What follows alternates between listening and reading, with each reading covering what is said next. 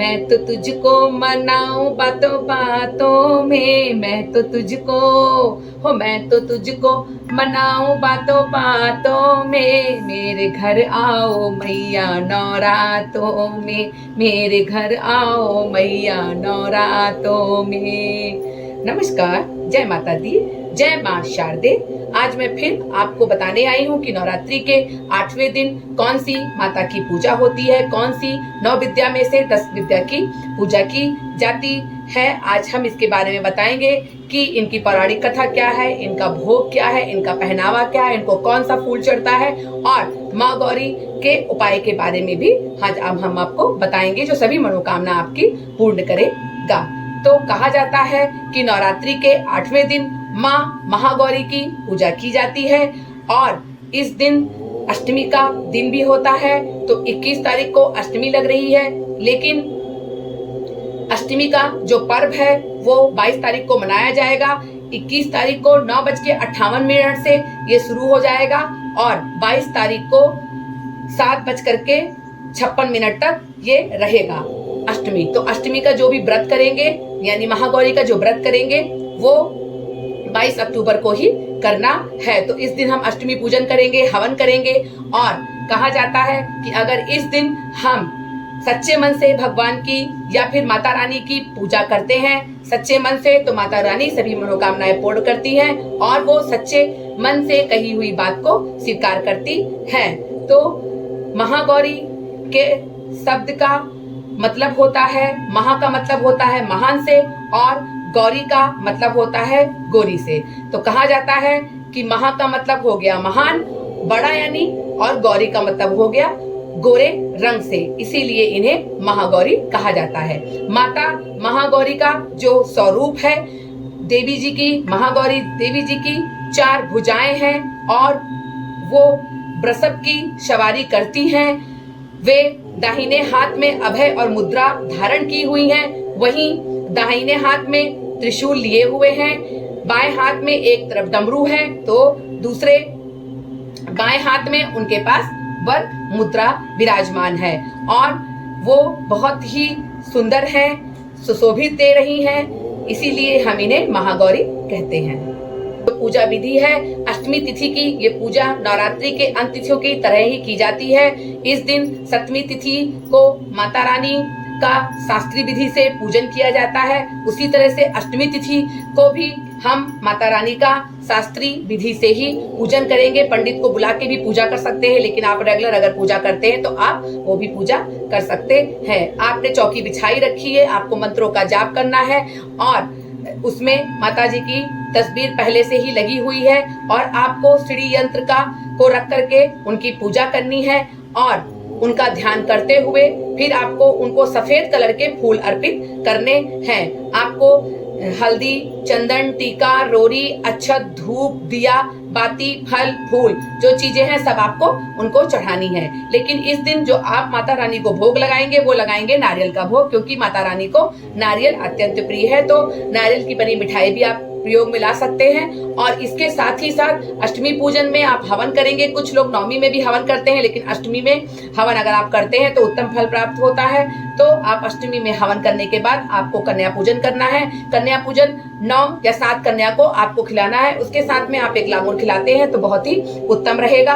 और उसके बाद कन्या को घर बुला के आपको उनके पैर धोने हैं और उसके बाद उनको कुछ सामान भी आपको देना है, जिससे वो आपको आशीर्वाद देंगी। कहती हैं कि ये जो महागौरी की पूजा की जाती है, ये जब 8 वर्ष की थी तभी से इनको 8वें दिन के लिए पूजा जाता है।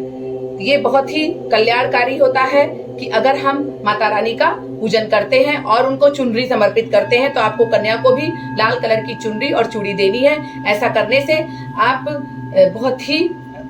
बहुत ही उत्तम फल प्राप्त होता है। इनका भोग क्या है? भोग हम बताएंगे कि अष्टमी के दिन आपको महागौरी को नारियल और नारियल से बनी चीजों का भोग लगाया जाता है। भोग लगाने के बाद आप नारियल ब्राह्मण को दान देंगे और कुछ हिस्सा अपने घर के लोगों को बांटेंगे। अगर आपको प्रसाद बाहर भी बांटना है अपने मोहल्ले टोले में तो आप वहां पे भी बांटेंगे। फिर आप कन्या पूजन करेंगे और कन्या पूजन कुछ लोग नवमी में भी करते हैं, कुछ अष्टमी में भी करते हैं। कन्या पूजन में आपको क्या करना है कि हलवा पूरी बनाना है और उसके साथ में अगर आप चना जो काला चना आता है उसको उबाल करके अगर आप कन्या को देते हैं तो बहुत सर्वश्रेष्ठ पूजन वो माना जाता है।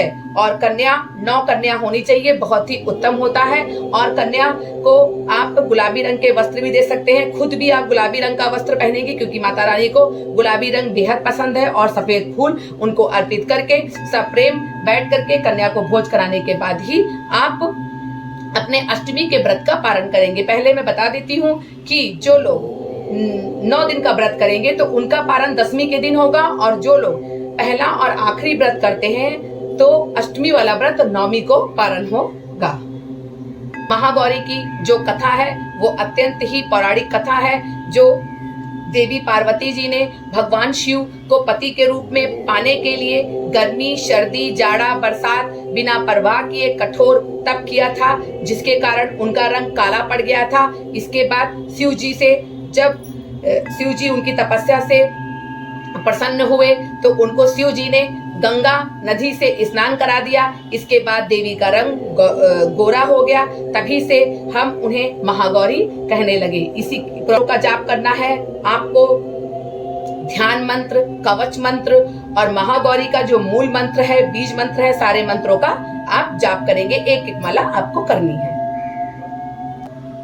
अब हम आपको बताएंगे कि अगर दुर्गा अष्टमी के दिन यानी 8वें दिन महागौरी का जो दिन होता है, हर संकट से आपको बचाएगा अगर आप ये उपाय करते हैं। आपको करना कुछ नहीं है, आपको क्या करना है कि 8वें दिन पूजा करना है विधि विधान से, और घर में आपको हवन करा के कन्या पूजन करवाना है। तो आपको उस दिन क्या क्या करना है इसके बारे में मैं बताऊंगी। अगर आप ये करते हैं तो ये उपाय करते हैं तो आपकी सभी जो संकट होते हैं वो माता रानी हर लेती हैं। जो भी अष्टमी का पर्व है वो हमें 22 अक्टूबर को ही मनाना है। सबसे पहले आपको क्या करना है, हवन करना है।